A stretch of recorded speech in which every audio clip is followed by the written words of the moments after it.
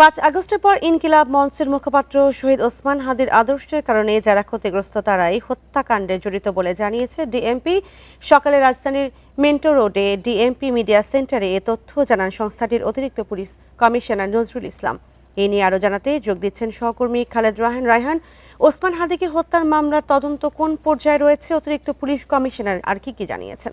দেখুন, কিছুক্ষণ আগে সংবাদ সম্মেলনটি শেষ হয়েছে, সেখানে কিন্তু জানানো হয়েছে যে কি কি কারণে আসলে তিনি হত্যা হতে পারেন। তারা যেটি ধারণা করছেন যে ৫ আগস্টের সময়ে যারা আসলে ক্ষতিগ্রস্ত হয়েছিল বা তারপরে যারা ক্ষতিগ্রস্ত হয়েছিল তারাই এই হত্যাকাণ্ড ঘটাতে পারে। সেক্ষেত্রে বলা যায় যে অনেকটা রাজনৈতিক কারণেই তিনি কিন্তু খুনের শিকার হতে পারেন।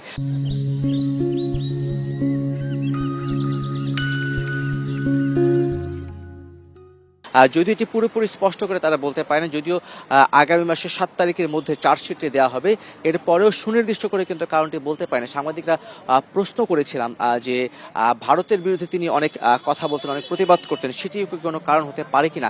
সেই বিষয়টিও তারা কিন্তু খতিয়ে দেখছে যে ভারতের এর সাথে কোনো সংশ্লিষ্টতা রয়েছে কিনা।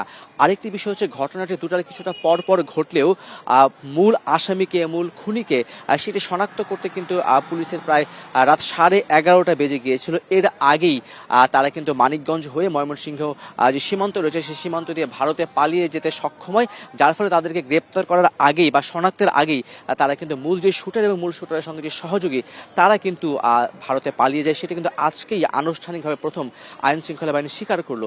আরেকটি বিষয় হচ্ছে যে যারা পালিয়ে গেছেন তাদেরকে যারা সহযোগিতা করেছেন সেই দুইজনকে কিন্তু মেঘালয় পুলিশ এরই মধ্যে গ্রেপ্তার করেছে বলে বাংলাদেশ পুলিশের পক্ষ থেকে জানানো হয়েছে, এবং একই সঙ্গে বাংলাদেশ এরই মধ্যে 11 জনকে গ্রেপ্তার করা হয়েছে। সেক্ষেত্রে যে মূল শুটার ছিলেন তার আত্মীয় স্বজন থেকে শুরু করে তার যারা সহযোগী ছিলেন, এই যে অস্ত্র ছিল সেই অস্ত্রটি লুকানোর জন্য বা মোটরসাইকেলের নাম্বার প্লেট পরিবর্তনের জন্য যারা ছিল তাদেরকে সকলকেই কিন্তু গ্রেপ্তার করা হয়েছে। সেক্ষেত্রে যদি ফয়সালের অবস্থান শনাক্ত করা যায়, আর সেই ক্ষেত্রে আমাদের বাংলাদেশ এবং ভারতের সঙ্গে যেই বন্দি বিনিময় চুক্তি রয়েছে সেটিকে ব্যবহার করা হবে। কিন্তু এখন পর্যন্ত ফয়সালের অবস্থান কিন্তু আইন শৃঙ্খলা বাহিনী শনাক্ত করতে পারেনি, এমনটি কিন্তু তাদের বক্তব্যে বোঝা গেছে। আরেকটি বিষয় হচ্ছে যে তারা যেটি বলছেন যে ওসমান হাদি নিহতের ঘটনায় এখন পর্যন্ত যারা যারা আটক হয়েছেন বা গ্রেপ্তার হয়েছেন সকলেই কিন্তু 164 যারা জবানবন্দি দিয়েছেন। সেক্ষেত্রে একেবারে সুস্পষ্ট কারণ কি সেই বিষয়টি না পৌঁছাতে পারলেও রাজনৈতিক কারণে তিনি হত্যা হয়েছেন সেটি কিন্তু পুলিশের পক্ষ থেকে ধারণা করা হচ্ছে। আমাদের সঙ্গে জানাচ্ছিলেন সহকর্মী খালেদ রায়হান।